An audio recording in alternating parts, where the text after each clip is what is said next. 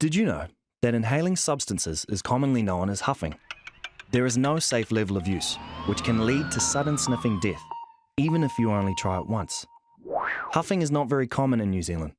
Only 1.2% of secondary school students have ever tried huffing to get out of it, and almost 2/3 of those had only done it once. However, huffing led to the deaths of 25 young people under 17 within 10 years. The youngest was only 12 years old. Inhalants are taken into the lungs and directly absorbed into the bloodstream. These poisonous chemicals immediately reach the brain, and the peak effect is felt for around a minute.